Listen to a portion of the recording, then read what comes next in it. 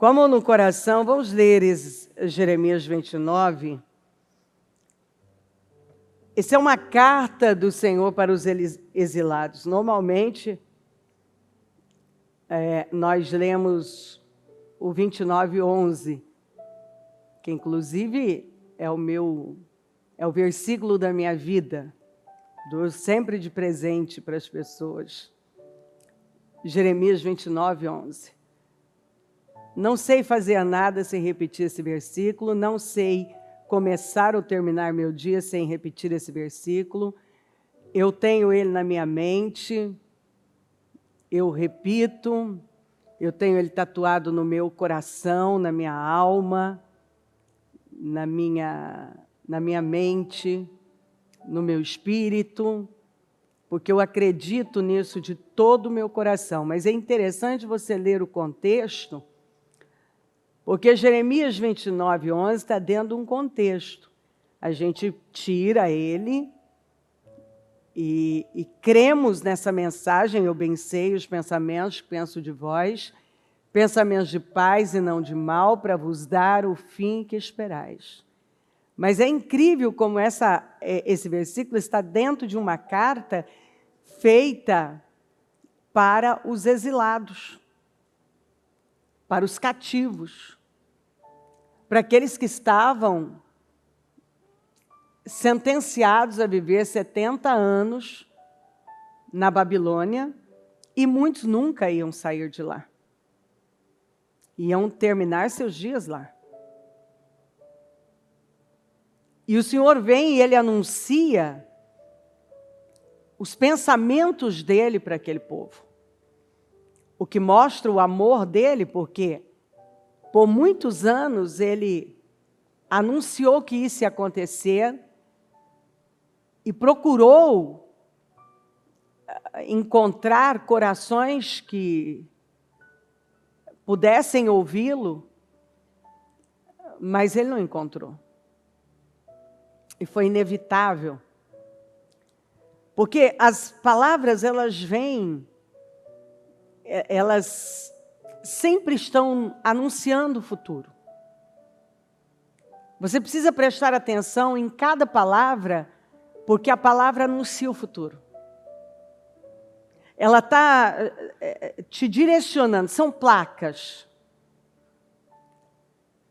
Então o Espírito Santo, ele chega e ele entrega uma mensagem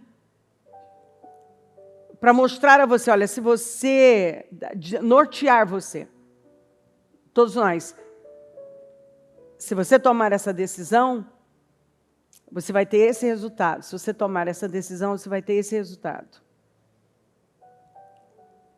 Agora, ele já tinha um resultado.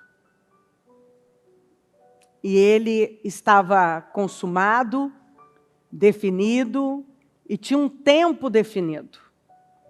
E Deus não retrocederia. E aí, então, o Senhor envia essa carta para direcioná-los como viver nessa nova fase. Este é o conteúdo da carta que o profeta Jeremias enviou de Jerusalém aos líderes que ainda restavam entre os exilados. Não restavam muitos líderes, e Deus deu essa carta para Jeremias enviar para esses líderes, para que eles pudessem anunciar ao povo. Entre os exilados, aos sacerdotes, aos profetas, e a todo o povo que Nabucodonosor deportara de Jerusalém para a Babilônia. Isso aconteceu depois que o rei Joaquim, a rainha mãe, os oficiais do Palácio Real, os líderes de Judá e Jerusalém, os artesãos e os artífices, foram deportados de Jerusalém para a Babilônia. Ele enviou a carta por intermédio de Eleasa, filho de Safã, e Gemarias, filho de Hilquias, os quais Zedequias, rei de Judá, mandou a Nabucodonosor, rei da Babilônia, rei da Babilônia. A carta dizia o seguinte: assim diz o Senhor dos Exércitos, o Deus de Israel, a todos os exilados que deportei de Jerusalém para a Babilônia. Olha o que Deus falou para eles. Construam casas e habitem nelas. Plantem jardins e comam dos seus frutos. Então, qual é o conselho para todos os exilados? Construam casas. Habitem nelas. Plantem jardins e comam dos seus frutos. Esses jardins falam de vinhas, de figueirais, de olivais. Quando a Bíblia fala de jardins, não está relacionado somente a um jardim de flores e plantas ornamentais, mas frutíferas. É como se ele falasse: plante um grande pomar, uma lavoura incrível. Casem-se e tenham filhos e filhas. Quer dizer, o mandamento continua desde lá de Gênesis. Eu quero vocês casando, eu quero vocês gerando filhos. Escolham mulheres para casar-se com seus filhos e deem as suas filhas em casamento, para que também tenham filhos e filhas. Multipliquem-se e não diminuam. A gente tem uma visão totalmente equivocada. Lembra quando Israel estava também escravo no Egito? Com uma sentença, o rei fez um decreto de morte para todos os meninos, todas as crianças que nascessem do sexo masculino. Elas tinham que ser jogadas no Nilo. E a Bíblia fala que esse povo, diante de muita opressão, esse povo só cresceu. Ou seja, continuou, a Bíblia fala, prolíferos. Esse povo era fértil, prolífero. Um povo que não diminuiu o passo. Continuaram essas pessoas casando, tendo filhos e tendo esperança. Tanto que a Bíblia fala que quanto mais eram oprimidos, mais o povo crescia. Isso é para mostrar que, quando nós vemos aquela passagem, vamos para o outro lado e Jesus dormindo tranquilamente, mostra que no mundo dele, interno, que é o que importa, não havia tempestade. Porque nós vemos o resultado do nosso mundo interior no nosso mundo exterior. O que está acontecendo na nossa vida aqui fora é resultado da nossa vida aqui dentro. Isso é a palavra da Cléo, isso é bíblico, em toda parte nós vemos isso. O mundo interno determina o mundo externo. O mundo interno determina o mundo externo. Eu não posso trazer paz aqui para fora se eu não tenho paz aqui dentro. Eu não posso trazer mudanças aqui para fora se eu não sofro uma mudança aqui dentro. Eu não vou trazer equilíbrio aqui para fora se eu não tenho equilíbrio aqui. Eu não tenho como trazer, dar uma coisa que não existe aqui dentro. Então eu vejo pessoas tentando mudar o seu mundo externo sem mudar o mundo interno. Só que o seu mundo externo é resultado do seu mundo interno. Uma mudança interna afeta tudo aqui fora. Sem mudança interna, não tem como eu afetar alguma coisa aqui. Jesus se levantou e aquietou, repreendeu o mar, o que mostra que era uma questão espiritual. Mas ele só pôde trazer paz para fora porque dentro dele não tinha tempestade. Tinha uma tempestade fora, mas não tinha dentro. Já dos discípulos, a tempestade afetou a parte interna. Eles não conseguiram mudar nada fora. Eles ficaram mais aflitos e começaram a pensar em morte. Tanto que eles chamaram por Jesus e falaram: o senhor não se importa que nós vamos morrer? Porque internamente eles estavam tomados por aquela tempestade. E eles não tiveram condições de afetar em nada a parte externa. Jesus sim. Então, aquele povo, esse povo no Egito, quanto mais era oprimido, mais crescia. O que mostra que apesar da opressão externa ser severa, internamente havia uma confiança que fazia com que esse povo continuasse cheio de esperança. E se um pensamento não te dá esperança, ele não vem de Deus.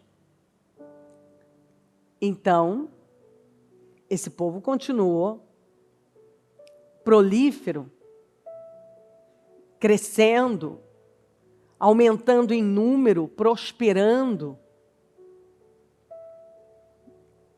Porque internamente havia uma confiança e uma esperança.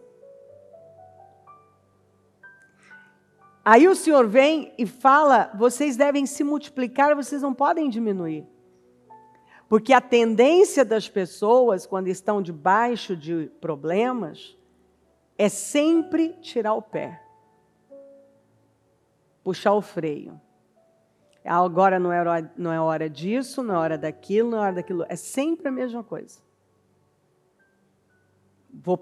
Elas começam a soltar os sonhos, os projetos, elas começam a soltar e a fazer planos de derrota, de diminuir, sempre diminuir, tudo é diminuir.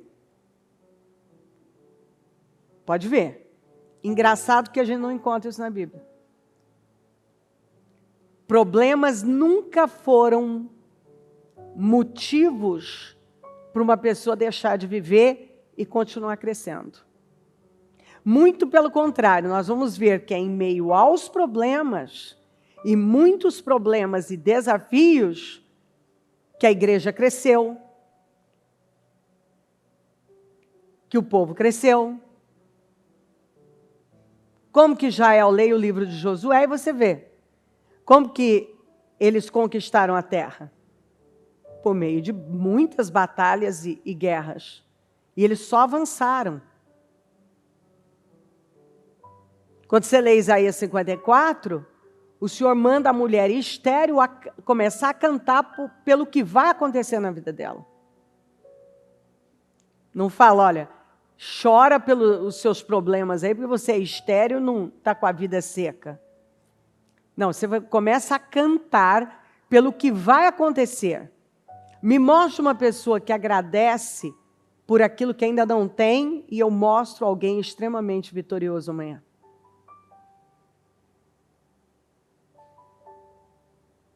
Nós vamos ver dois homens que foram chamados de justos, Abraão e Ló. É inacreditável, mas Ló foi chamado no Novo Testamento de justo. Mas a Bíblia fala que Ló era afetado por tudo que acontecia ali em Sodoma e Gomorra. E quando você é afetado, você não afeta. Abraão não foi afetado, por isso que ele afetou. E reis e autoridades quiseram fazer parceria e aliança com ele. Então, são duas pessoas chamadas de justos. Só que tem diferença de justos na Bíblia e na vida. Você pode ser um justo que não afeta nada, nem a sua própria vida. Mas é afetado por tudo. Por emoções primárias. Algumas pessoas estão sendo afetadas por emoções primárias. Ofensas, inveja. Os sentimentos miseráveis, mais lamentáveis. Estão ofendidas. Estão tomadas de incômodo, de questionamentos. Elas estão sendo derrotadas pelas emoções, por emoções miseráveis, primárias. Elas são afetadas, elas não afetam. Ló, foi chamado de justo. Mas Ló foi afetado por tudo e não afetou nada. Ele não contagiou a família.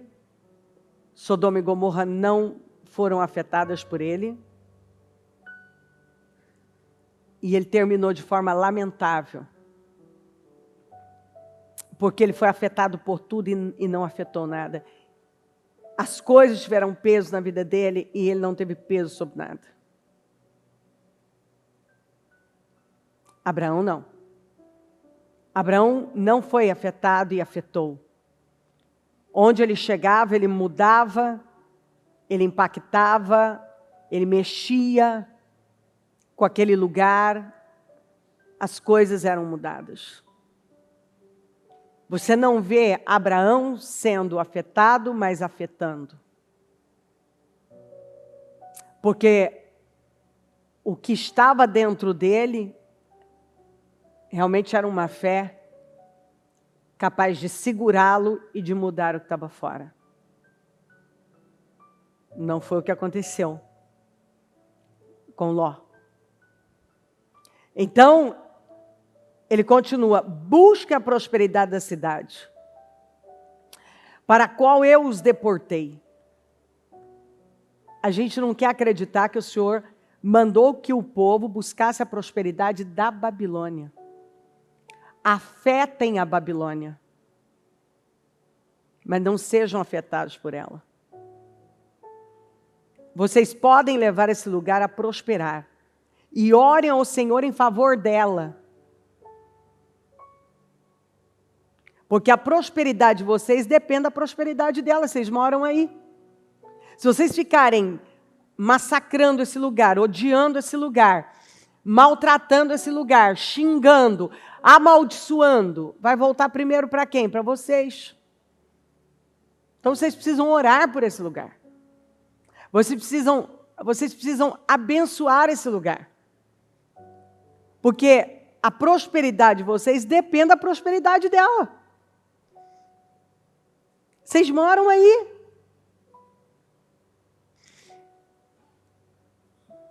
E vocês precisam ter a disposição de abençoar isso aí.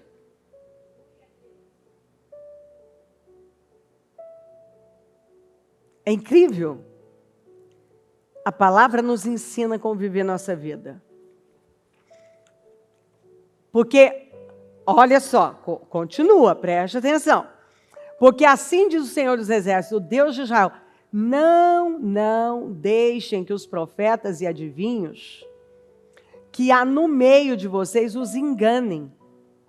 Não deem atenção aos sonhos que vocês os encorajam a ter. Eles estão profetizando mentiras em meu nome.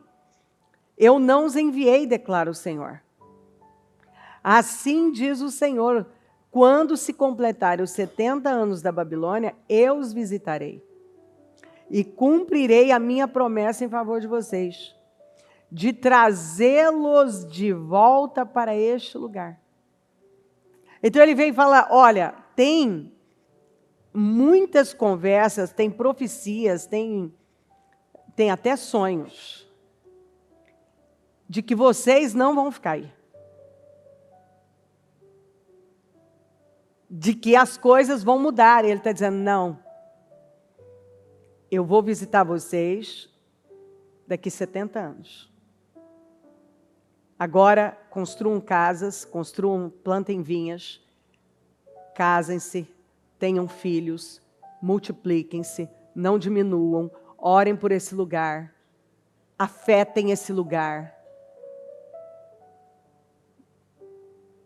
Porque vocês vão prosperar na Babilônia. Vocês agora vão aprender a prosperar. Vocês vão afetar a Babilônia e vão prosperar na Babilônia. Deus está falando. Você vai prosperar onde você achou que você não ia prosperar. Você não quer ficar aí. Você quer voltar lá para Jerusalém, para a terra e tal. Não, mas você estava lá. E você não lembrou de mim lá. Agora eu coloquei você numa situação que você não quer, mas é aí que você vai ficar. E se você seguir meus conselhos, você vai prosperar aí, você vai crescer aí, porque isso tem que tomar o seu mundo interno, e então você vai afetar o mundo externo. É você quem vai afetar. Você não vai deixar que o seu mundo externo afete o seu mundo interno, mas o seu mundo interno vai afetar o mundo externo. Você vai deixar essa palavra tomar conta de você, você vai afetar aqui fora. E as coisas vão acontecer. Porque quando o Senhor falou, construam casa, quer dizer, vocês vão construir. Plantem vinhas e comam dos seus frutos, vocês vão plantar e vão comer. Quer dizer, o que Deus está dizendo? O que vocês fizerem vai ter sucesso. Mas na Babilônia.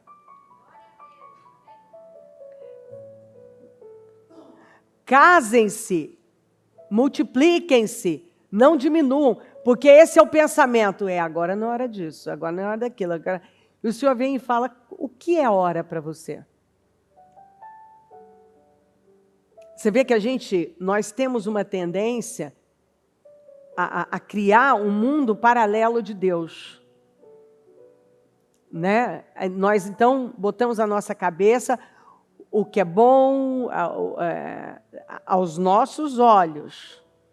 Porque eu tenho um problema, então não é bom que eu faça isso, ou que eu construa isso. E Deus vem e fala assim, não, você está enganado.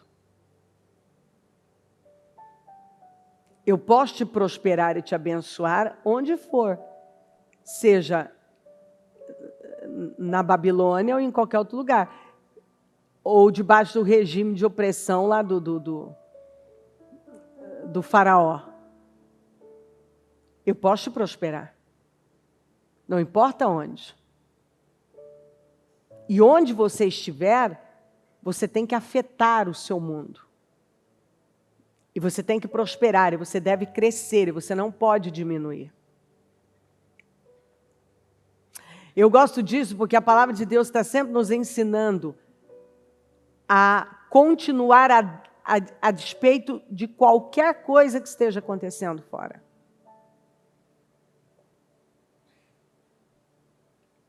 E joga por terra todo esse pensamento equivocado de que, porque eu tenho um problema, porque eu estou num momento que eu não gosto, então eu não posso crescer, então eu não posso produzir isso, então eu não posso construir tal coisa, como inclusive casar, ter filhos e não diminuir. Eles poderiam, porque talvez fosse essa cabeça. Nós estamos no cativeiro, não vamos ter filho aqui. E o Senhor falou, vocês vão ter filhos aí sim. Vocês vão casar, vocês vão viver uma vida normal. Vocês vão orar pela Babilônia. Vocês vão viver uma vida normal.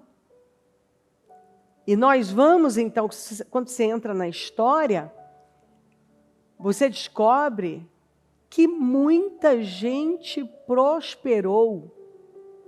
E nós vamos ver pessoas importantíssimas, que ocuparam cargos importantíssimos, como Daniel, os 3 jovens. No Império Persa, uma órfã judia se torna rainha. Um exilado que tomava conta da porta se torna primeiro-ministro. Mardoqueu. O povo prevalece. Nós vamos ver pessoas que prosperaram e muito, que conquistaram territórios e lugares e cargos de importância nesses impérios gentios. Por quê? Porque entenderam que não importa o lugar, importa a minha fé. Se eu crer no que o Senhor está falando comigo, eu prospero aqui, eu prospero. Não importa, é a bênção de Deus. Deus estava dizendo, vocês podem prosperar na Babilônia, vocês vão prosperar se vocês entenderem isso. E aí ele fala dos planos dele, porque sou eu que conheço os planos que tenho para vocês. Nossa, isso para mim é demais, porque Deus vem e Ele reafirma os planos dEle. Eu não mudei. Vocês mudaram comigo, mas eu continuo tendo planos de bênçãos para vocês. Declara o Senhor. Planos de fazê-los prosperar. Eu não tenho planos de derrotas, de miséria, de decadência para vocês. Tanto não tenho que eu estou falando para vocês, se vocês pegarem a palavra, vocês vão prosperar na Babilônia. Onde vocês são cativos, vocês vão prosperar. Inclusive, eu vou mostrar para a Babilônia o que eu posso fazer na vida do meu povo. E através do meu povo. Queridos, Deus é um Deus, todas as coisas cooperam, Ele muda as coisas. A Bíblia mostra claramente que a pior coisa, os religiosos acharam que matando Jesus eles encerravam com algo. O próprio Satanás achou isso. E a pior coisa que eles fizeram foi matar Jesus. Porque matando Jesus, porque na verdade a gente vai matando, mas ele se entregou. Mas na cabeça deles, eles estavam matando. Foi quando se cumpriu o plano de redenção para nós. Então Deus é especialista em transformar aquilo que aos olhos de todo mundo é a pior coisa do mundo na melhor coisa do mundo. A pior coisa do mundo, que era a cruz, se tornou a melhor coisa do mundo. Não existe nada superior ao sacrifício da cruz para a nossa vida. A pior coisa foi a melhor coisa. A pior coisa que eles podiam fazer, se eles queriam, a derrota, eles conseguiram a derrota deles. E não a derrota do céu. A derrota de Jesus. Jesus não foi derrotado na cruz, Jesus foi vitorioso na cruz.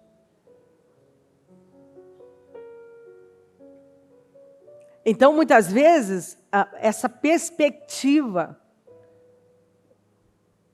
voltada para as circunstâncias afetam, essa perspectiva vai afetar. Obviamente, você está vendo com o seu mundo interno, então isso vai te afetar ainda mais. E aí você não consegue mudar nada, porque você não acredita. Você só enxerga a dificuldade. E se dentro de você só tem dificuldade, você só vai diminuir, você só vai retroceder. Quando, na verdade, no auge da dificuldade, Deus está mandando esse povo construir, esse povo plantar vinhas, esse povo comer da vinha, esse povo casar, esse povo ter filhos, esse povo multiplicar, esse povo não diminui.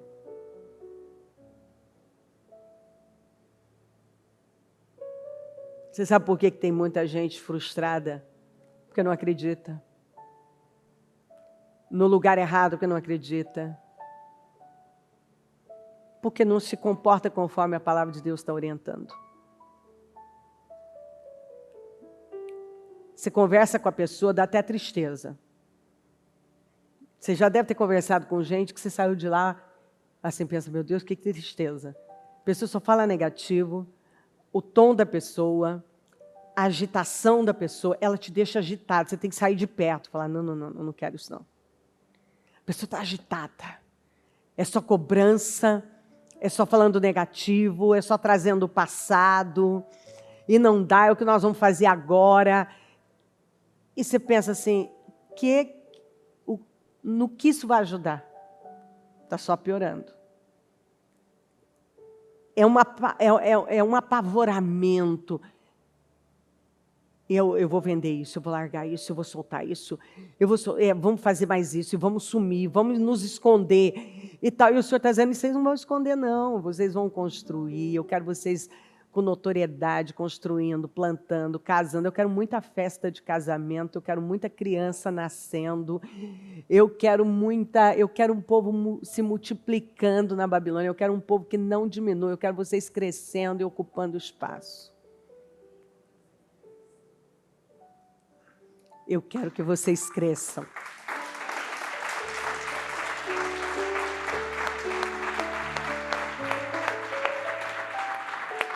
E aí, ele termina, né? Vamos concluir esse texto, que diz, então, porque sou eu que conheço os planos que tenho para vocês.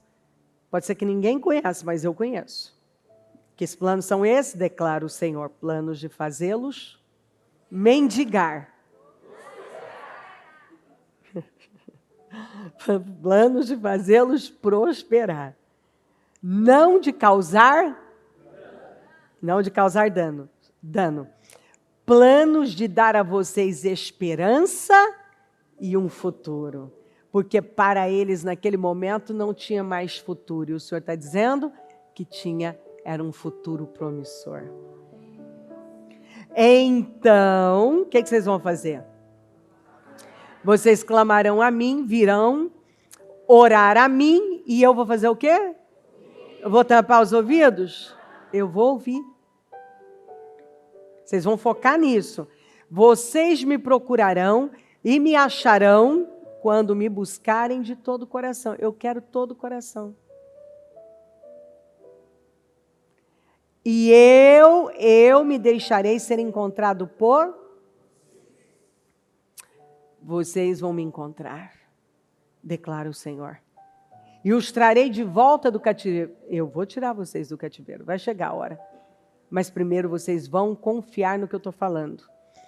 Eu os reunirei de todas as nações, de todos os lugares, para onde os dispersei, e os trarei de volta para o lugar de onde os deportei, declara o Senhor.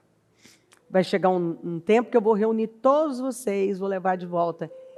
Mas agora vocês vão ocupar o lugar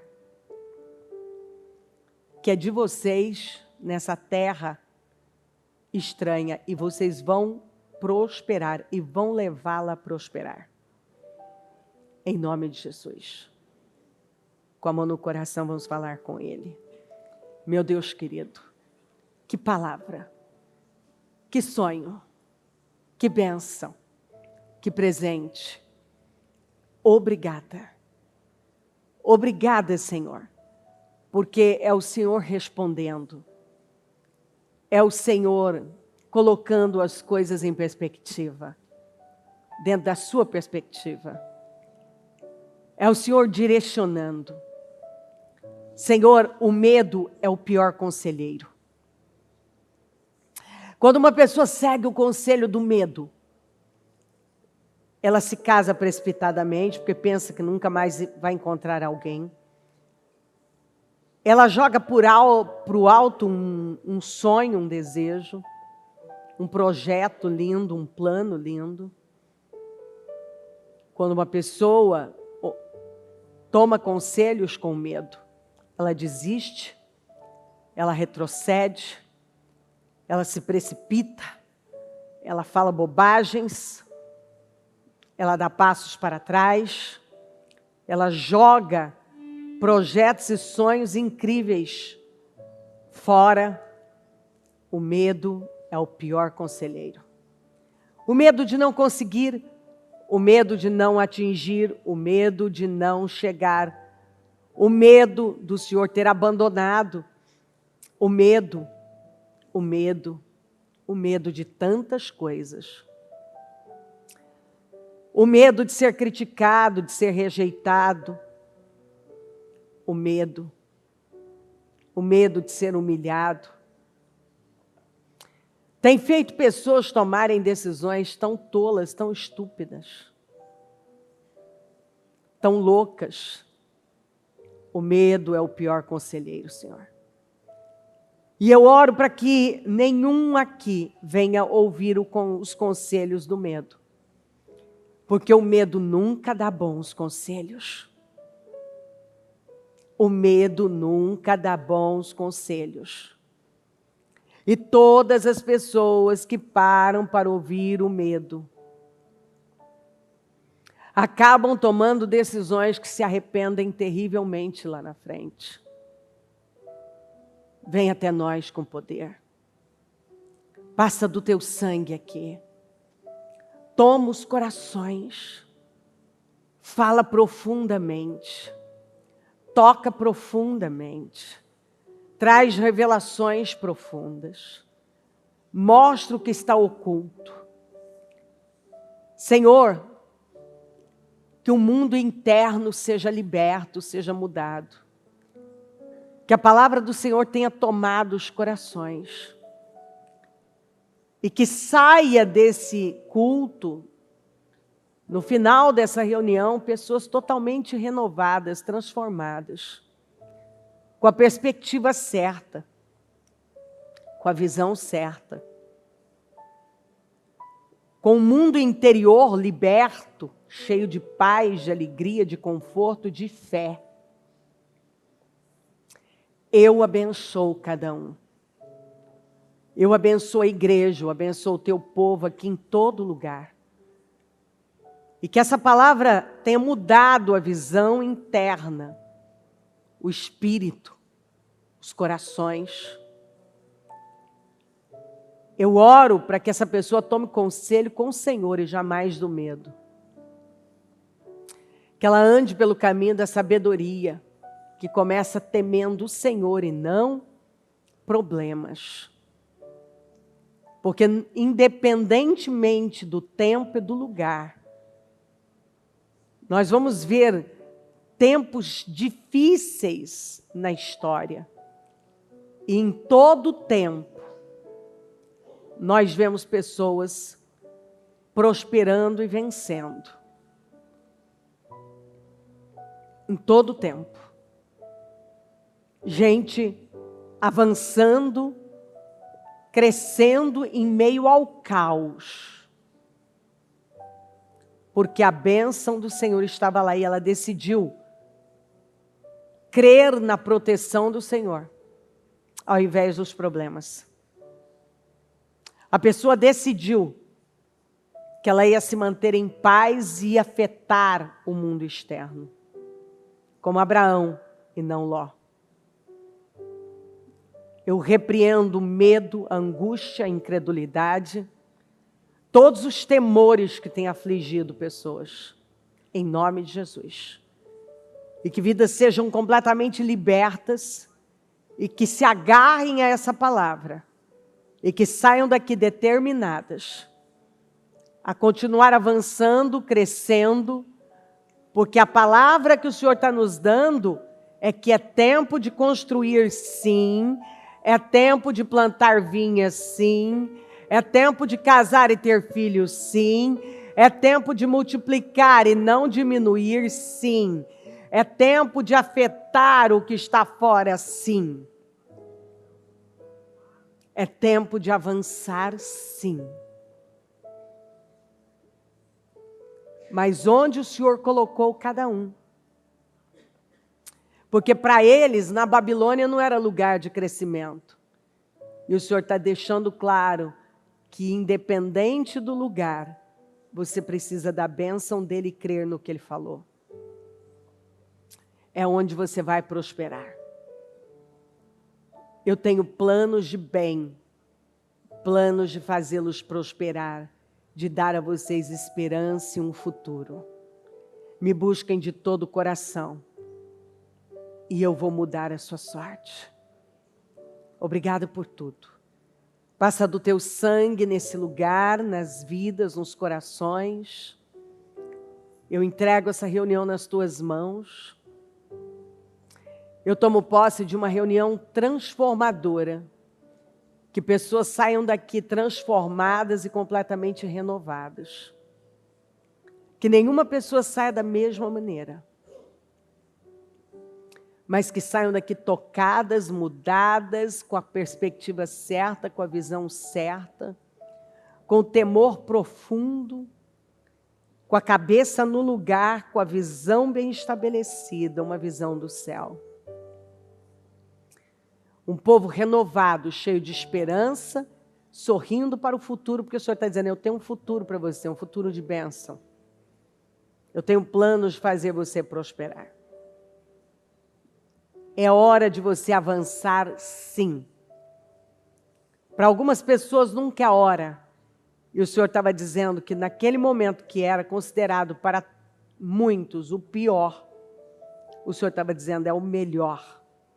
Porque é agora que você vai ver a minha glória. Obrigada por tudo. Acampa os teus anjos aqui, fala profundamente e que saia daqui um povo confiante e que tenha derrotado o pior conselheiro que há, o medo. O medo é o pior conselheiro.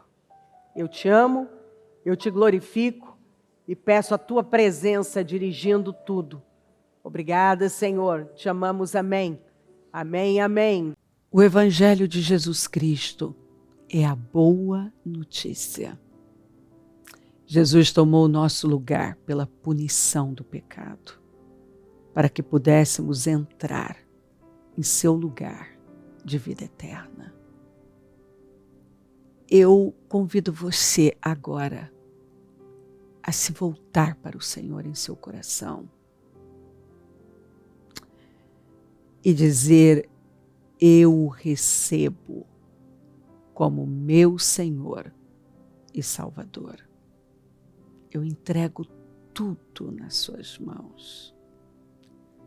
Eu deixo todas as partes da minha vida que não o honram.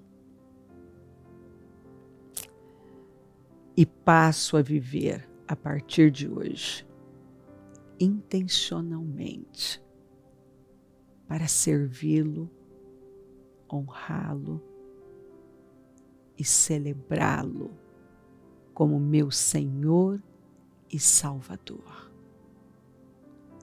Jesus é a porta de salvação. É o caminho, a verdade e a vida. Ele é o pão da vida. E Ele te ama.